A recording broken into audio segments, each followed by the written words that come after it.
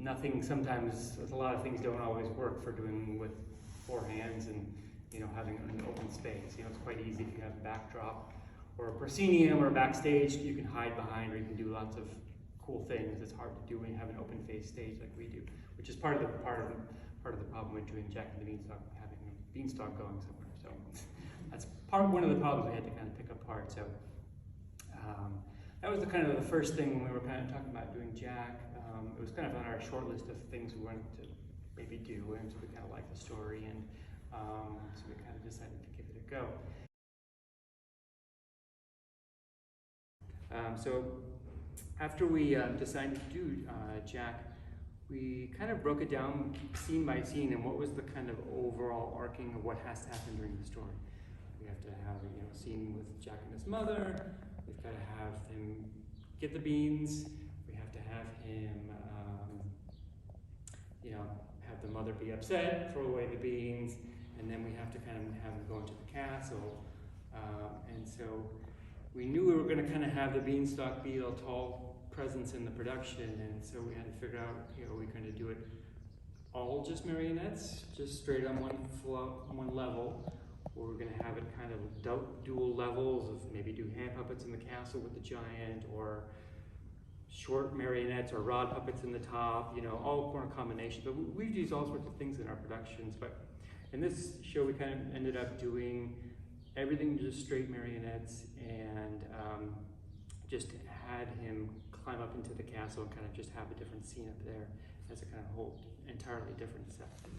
So everyone knows the story of Jack and the Beanstalk, but there's still so many versions of it that we kind of had to do a lot of research to figure out what exactly do we want. We know it starts on the ground, at some point they end up in the sky, and then they end up back at the ground. So how exactly do we want to do that? Do we need any extra scenes in there? We also have a time constraint. All of our shows in our repertoire are around 30 to 45 minutes, so we needed to make sure we either filled it up to that point or cut it down, depending on how we ended up writing the script. So scene by scene, we just thought of the most important parts of the story. After reading through different versions, we thought of which parts of those we liked and what we wanted to include. So we knew Jack had to set the scene. We wanted to showcase that they come from poverty. It's one of the most important parts because that's why he steals from the giant. So how are we going to how do we let everybody know that these people are poor without just outright saying, hey, we're poor and we need money? Well, we kind of did that in our script. But we knew we wanted to start with that. We needed to set the scene. And also, we in this production, we decided to do it as a 1 or 2 person production. Some of our shows are only 1 person, some of them are only 2 people. Nowadays, this is not a comment on Sam, of course, but you can't always rely on having another puppeteer with you. And if you're not married to your person that you perform with, sometimes it's hard to do. So we made this production that we had to do it as 1 person or 2 persons. It's written that way, and it's also designed in the staging that way. And so we knew we were going to use this stage floor, which we use for most of our productions. It folds up flat. It's good for 2 people to stand on, or 1 person. And then there's holes up here, which you can see later. And so for different shows, we have poles up here, and you can hang backdrops to work over something, or completely have hidden curtain with no curtains at all. So you can kind of use the same kind of base stage in lots of combinations. In the same way where we use curtains behind there, just having 1 curtain or 2 curtains, or space in between there to get up and down. So when we're starting messing around with doing the story to figure out what it's going to be, something that Fred Riley and I, when we worked together, we developed is we figured out we would just set up our stage, set up some curtains and clamps, and so we can just move those curtains up. You can move them down, you can slide them in for better sight lines, or if you're having wings on your stage, you can just clamp that up, move it down, and find out what's going to work best for you. And then we clamp that up, then we stand out, we go stand across into the street, like how you sit like in your audience, like how you see in the back of the theater. Are you going to see bad sight lines? If you're up here, you have to figure out, if you're having wings on here, you can't do that so deep and so far into the production. So that's all just messing around, and we actually usually we'll cut out puppets with cardboard, and we'll just have them out here, and we just say, this is Jack So we're gonna mess him around here, and we'll we'll just talk about the scenes. So we're gonna have this scene with him. We know we're gonna have to, with his mother and Jack. Just take those cardboard things, just kind of mess around. Okay, this can work here. And then we see, oh, we have some space. You know, we don't have a huge cast in the show, so we don't have to have a huge backstage to hang everything, but it has to be high enough because the strings are slightly longer strung than kind of the cabaret things, which we normally do, which you'll kind of see when we perform. So those things we have to kind of think about when we're kind of designing all of our staging and everything.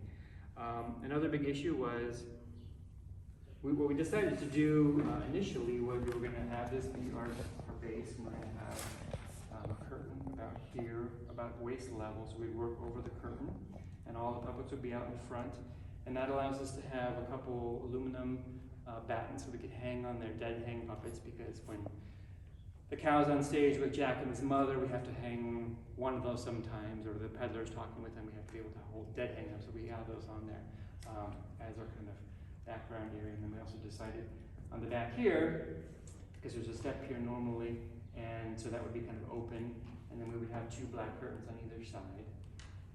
And so what we also decided was we had to figure out where the Beanstalk was going to come from and live. All right, it's a big part of the show. So obviously if you have a proscenium, you can easily do that up and down easily, but we couldn't just have it go straight up into the middle, because we do perform in people's living rooms, and we have to be, everything we make has to be at least 8 feet shorter than 8 feet. It's just the way it is.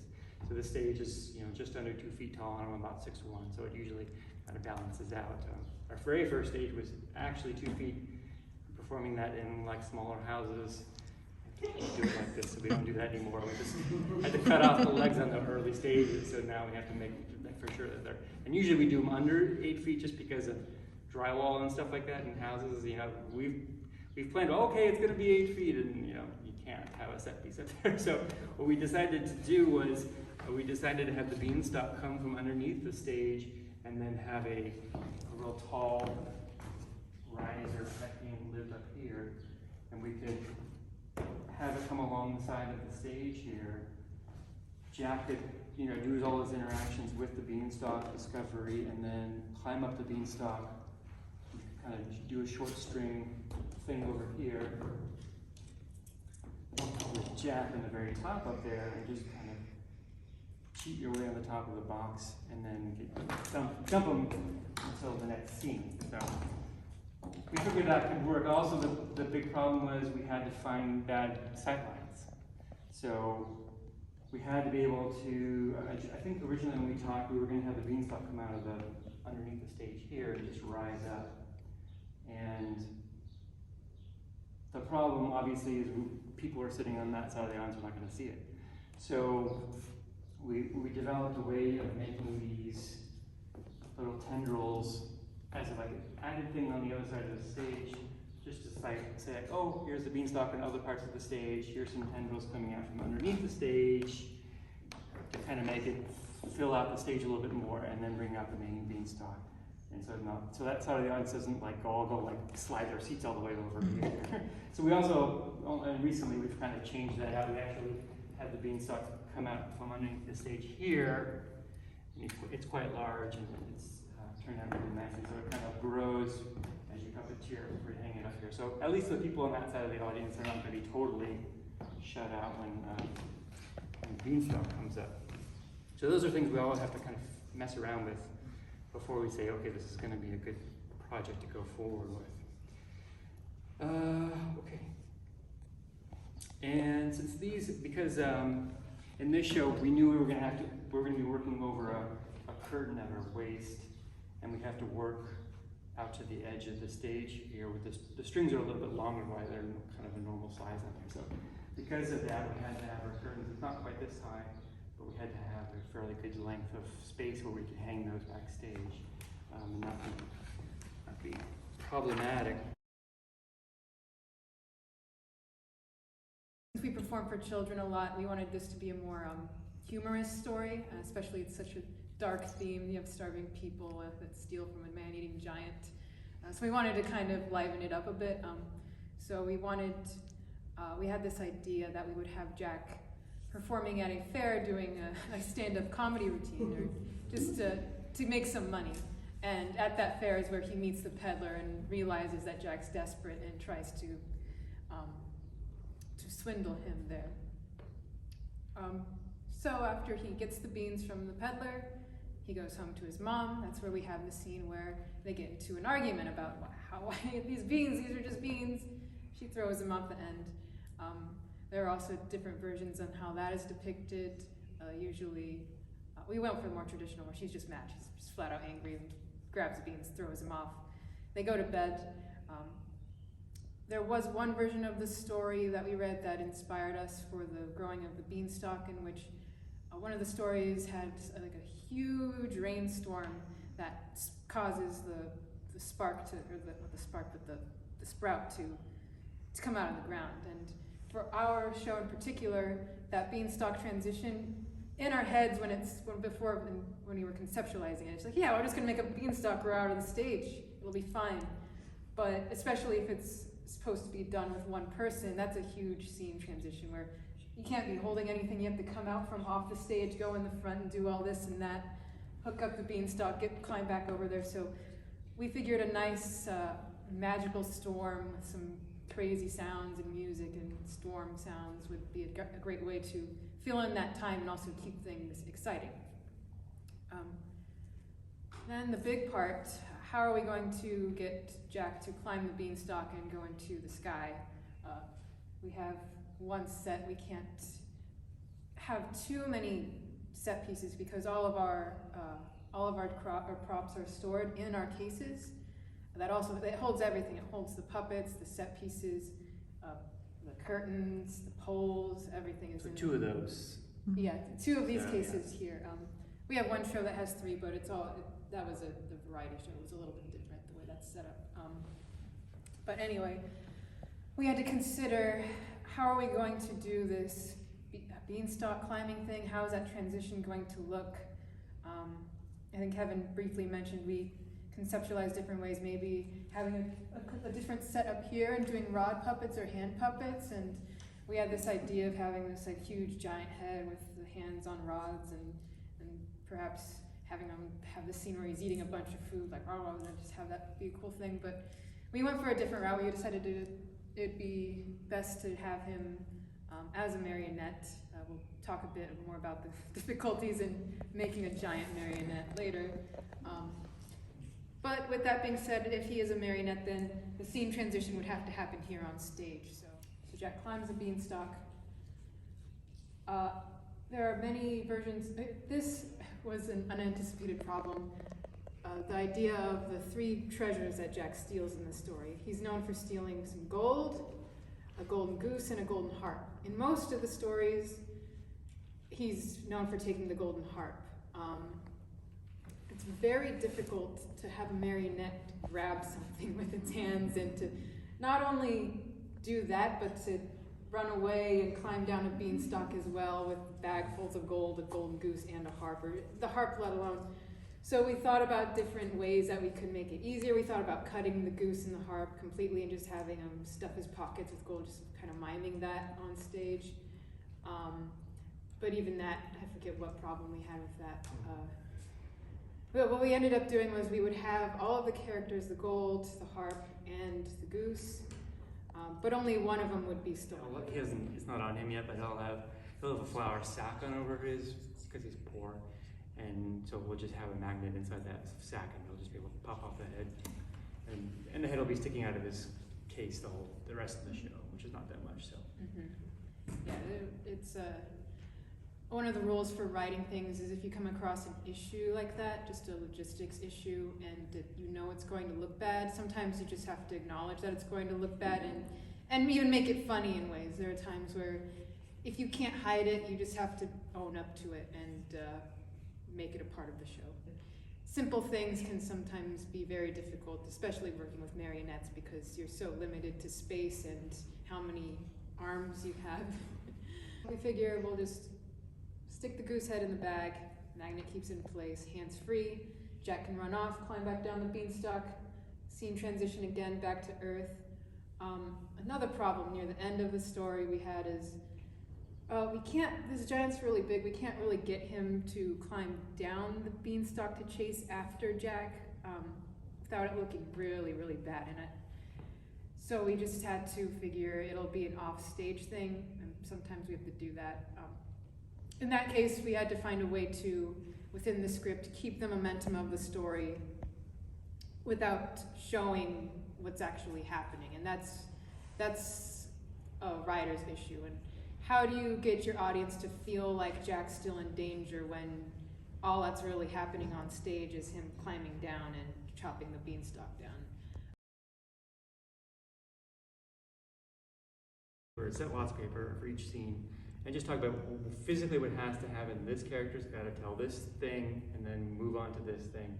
And we write about notes and just some general descriptions of what has to happen on there before the first round of draft of script writing. Yeah, basically, all of the key points revolve around the physical stuff that's going on stage. The story itself is pretty basic. It's Jack and the Beanstalk. This happens, this happens. We all know the story. But when making shows like this, it's mostly the logistics of things that get in the way. So we need to make sure we get in the main points that we can and make sure that it can happen easily. And as long as that's there, we're golden. And that's the biggest issues in working with the script. Even thinking about how many characters are in the script, how many puppets can we fit in the show physically backstage, how many hooks can we hang on there, those kinds of things. So as long as we can fit in the main characters, the key points, and the main scene transitions, and all the important parts, and we can think of ways to construct those within our show, that's what drives the whole process.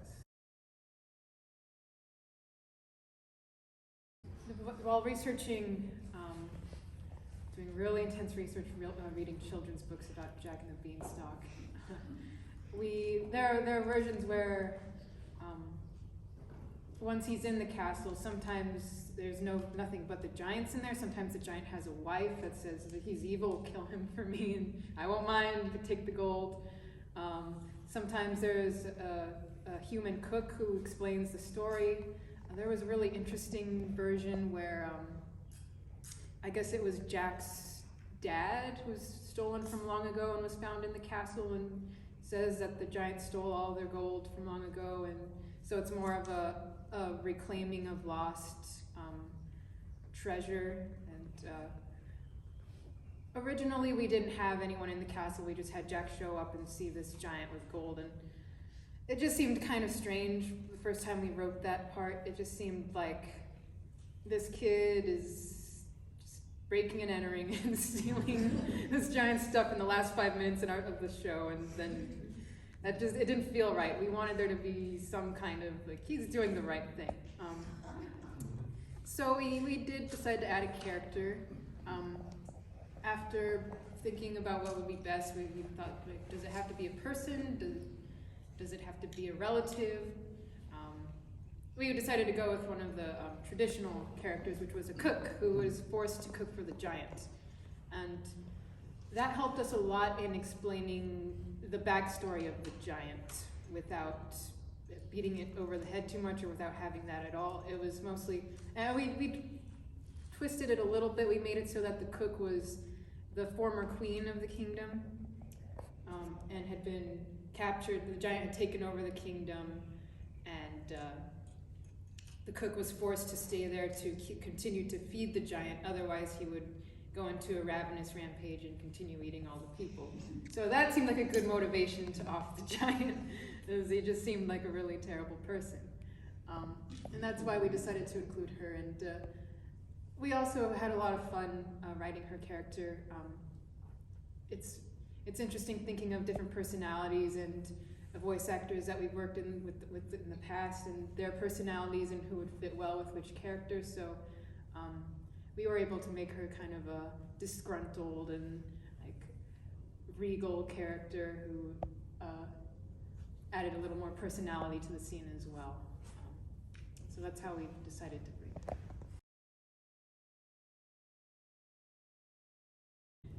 Yeah, especially when writing for puppets, that it's imperative to read it out loud as you're going along, because it just sounds so different writing it in your head on a page versus how you would speak as a character on stage. And that's really important. Sometimes you get lost in this mindset of telling the story rather than showing the story, because you know you have all these important plot points that you feel the need to explain it to your audience, but once you actually see it done for real, it just doesn't look as well. That's why you can have the same show done by multiple people, but depending on the script, it can make or break a show. If they don't do that editing process over and over and over again and get different opinions from other people, then that it's just a really great idea to show people your work while you're in the process of making it, especially with scripts, because when you write things, sometimes you get that writer's block and you're just like, I need to write something, and by the time you're done, you're so done that you're like, all right, I'm done, it's good. But no, you need to really take some space from it and get other opinions, not from just one person that you know well, people who don't even know your craft well or even know what you do well, the common person, as well as experts who also do it. It's just the more opinions you get, the better it ends up, and you really have to take in feedback. You can't be the person who just doesn't want to listen. So then we delivered that to our designer, and we kind of gave her the script, obviously, to read, but also character descriptions of what they need to do in the show physically, if there are special things that they have to do. One thing while reading some really, really old puppet book, while I was kind of doing some research on Jack and the Bean puppet shows, was I think Ron Herrick, this marionette show, had a trick of, he had a magic trick of a bird, making a bird disappear from a cage, yeah, like a little trick thing to prove Jack that he had magical powers. So that's a really great way of kind of reinforcing the trick transformation thing. So we kind of made our own version of that. We'll get to that when we kind of talk about that, but that's something we kind of just stuck in the story that we really liked. But yeah, so things like that that we know the puppet has to do, and kind of a general idea of character sizes and roughly what they're going to be. What we did was, I knew I had to go take a trip to LA, so we ordered some. In this case, sometimes we make our own cases, or sometimes we buy them. In this case, we ordered some from Encore Cases in LA. So I was going down there to pick them up, and I was going to go do some fabric shopping to fill out all the fabric that we didn't have for the cast. So what I did was went through all my big boxes of fabric and pulled out anything I thought would work for her drawings. And then we went through all that stuff, and we picked out stuff definitely, and then we said, yes, these certain things are great, these aren't. And then we went through all of her fabrics too, and we found most of the other stuff too that was kind of missing. I mean, the great thing about doing puppet small things like this is you don't need a huge amount of fabric to do certain things. Like she had the peddler, that blue kind of sparkly stuff, she had that was left over from something, so she really liked that, so we decided to use that for his jacket there. And so then we went to a few fabric stores in downtown LA, and just to fill out the rest of the costumes that we needed to find. And then once we find all of the right ones, we would usually just stick them on here. And what we'll usually do is have a staff for each of the puppets. So the giant will have his drawing here and all of his fabrics and trims and stuff just stuck in a bag with his stuff. And like the peddler had all this trim and all those kind of sparkly things. It was all a lot of loose stuff. So we kind of keep it all together because it was like months later by the time we got around to the costumes. I don't want to forget where all that stuff is. So that's kind of how that works. So in this case, sometimes we do sculpt our own stuff. In this case, Baron Banjaba to sculpt the heads for us. So we gave him the drawings, and he sculpted these. He works in Sculpey instead of kind of clay. So we happened to kept the Jack one. That was the Jack one. She did that one first to kind of get to nail the style and the size and everything, and kind of a whole everything else can kind of key off of that. So when he's done with those, then he'll give us these heads like this, and then we'll make our rubber molds here. So that's Jack's mold. And then we just cut it open to pull out the head there to eliminate as many seams as possible. And then we just make a big slush casting of there. And yeah, that's what you can see on the, we wrote on the side there when we've done it, so we kind of know how, when we have to go do it again if something is on there, so we just don't, so we know what it is. And we use this material which I've used for many years called Quick Cast, which is from Tap Plastics. It's a little, I like it a little bit better. It doesn't have so many bubbles as kind of smooth on products or Douglas and Sturbridge products, but it works great for us. And like things like the heads, we knew that these were all going to be hollow because we had to add the neck connectors in the back here, so we could have to do a slush cast of those. Things that were a little bit smaller, like the hands, those we cast solid. You can see those afterwards too, but that's the whole cast there. So we do carve the feet obviously and the lower legs because that's going to be seen, but stuff like him, this is all paper as well. We had to keep them as light as possible, so we made his feet out of paper. These are all carved out of wood, poplar. And then paper mache here too, because we had to be able to keep it lightweight, and we decided to stuff his arms and his hands, so keep it as light as possible. Brown paper, yeah. Brown and back of paper bag. We use just craft paper, a big giant roll, and wallpaper paste. Yeah, we mix our own wallpaper paste. I have a really old stash of it, but right, that's how Tony Urbano taught me, and it works great, and it's smooth, and it's lightweight, and it's easy to do. So, yeah. Also sanding it down between coats just to make it extra smooth. And then always finish it with the polyurethane coat. That's what gives it its... Yeah, we always seal it with shellac afterwards, so it's sealed and strong too.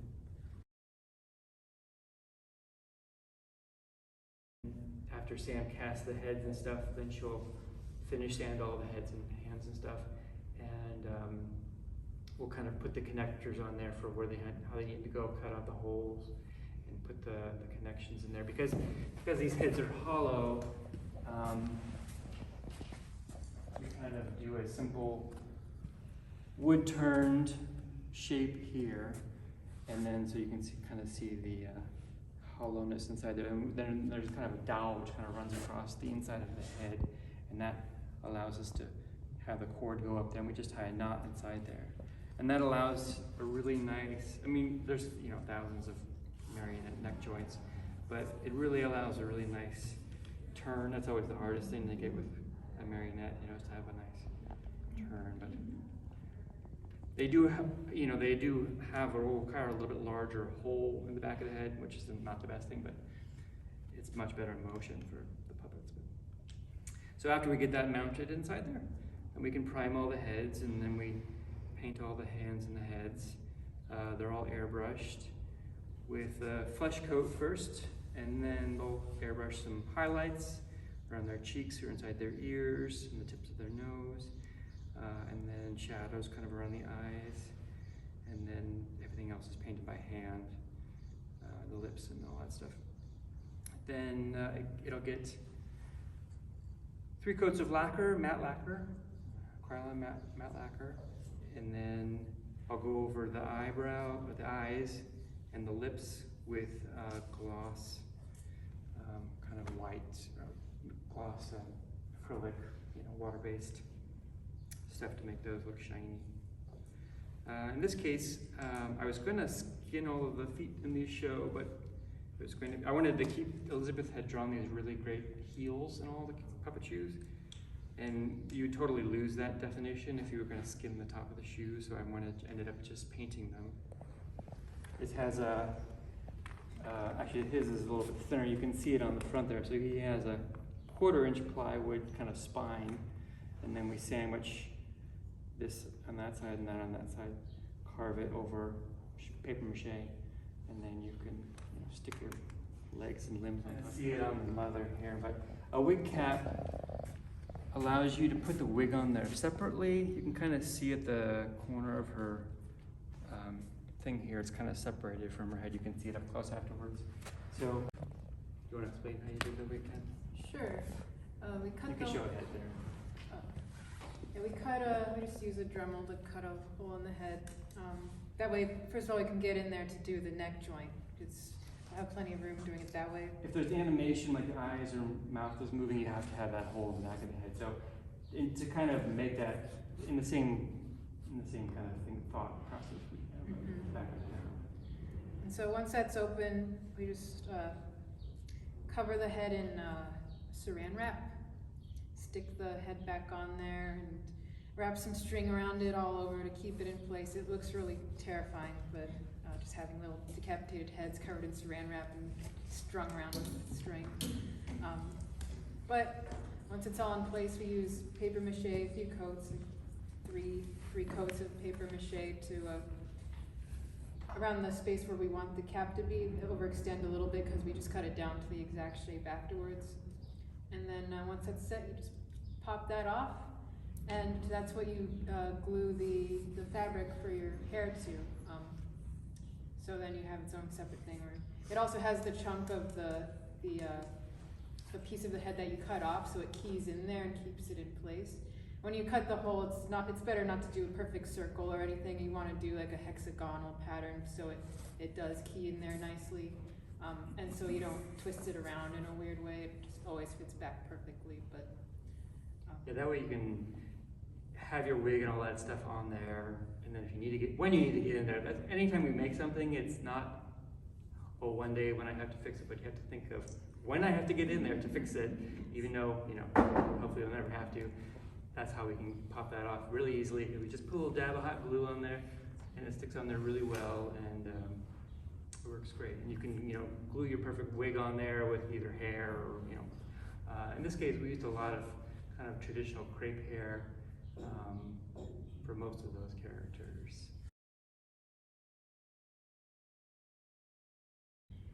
oh yeah, these controls are upright controls. We chose this design because these characters have to be controlled primarily with one hand, and this control is very easy to do because of the way that the leg bar is set on there, and all of the strings are all the strings are right where your fingers can reach them easily. We also put some arm bars on here to do the arms in the case that this needs to be done as a one-person show and you need to control two characters. It's just a good way to get some movement in there without. Yeah, if we're doing it with one, if we know how to have two hands, we'll have a running hand string usually. Which the giant actually has. He has a running string, so you can get movement from both just by pulling left and right. So the kind of base of the control is kind of based on the Albuquerque, vertical German control, and then we've kind of made it a little bit larger for our fat American hands, and kind of made it a little larger in certain ways. But this is kind of a design that we've used for many times. We have a dowel here on the back. That's what holds the weight of the shoulders and the butt. We put on this wooden leg bar in the front. That's what holds the leg strings here, and just by tilting it left and right, it moves the character's legs. On the front there, we have a little metal cap that holds the weight of a nose string here. There's some holes drilled in the side where we put the arm rods, and that's where those strings are attached. And I think that was, oh yeah, there's also the head strings are attached to this dowel that's here in the middle. Because since it's controlled, attached to the main control, just by twisting it left and right, that's what moves the character's head. So yeah, those are the main parts of it. I mean, we can add things, like with the cow, it obviously works a little differently because it's not bipedal. Yeah. So when we're designing things that we don't know how it's going to work, we'll just make a mock-up out of just junk wood and kind of theoretically work it out on paper first, and then kind of just mess around with how it works. So even though this is based off of those controls is obviously we didn't need the head string to be here since the head is further extended out, so we figured more of the weight would be in the front here as opposed to like up and down. It's more scattered along this dowel. This really weird thing we had to put there because it's we have this rod here to move the cow's head up and down. And we just wanted to make sure that since we have some stuff going on up there, we didn't want strings to get caught on just a cross-shaped pattern, so we made this sort of rounded out shape just to make it so it's not likely for strings to get caught. If there is a string that goes against there, it'll just slide off. Whereas if it was just a normal cross shape, things could get jammed in there and stuck. And we just chose a nice smooth shape to prevent that from happening. There's also a string on the side here that we attached to the leg bar for the tail. And this was all an experimental process. We didn't really have something that told us that just from making other puppets in the past, we knew it would work. And so we made a mock-up control, as you mentioned, and just with junk pieces of wood and saw where's the weight, where does it feel good, where do we need the string. Just getting the tail to flick right was Yeah, because we knew that she would be done with one hand most of the time, so we had to be able to, because we had such a great movement for the neck or the tip of the nose. We were trying to actually, the hardest thing was try to get the tail working properly with one thumb.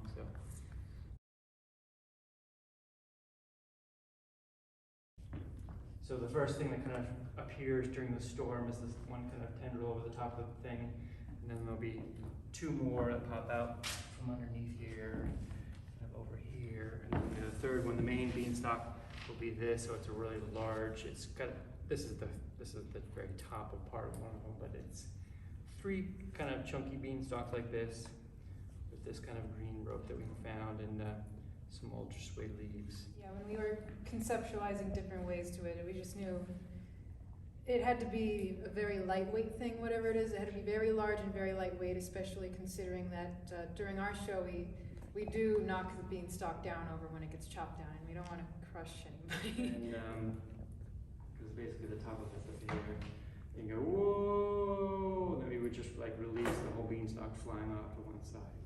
Looking for the right fabric for the beanstalk was also a bit of a journey.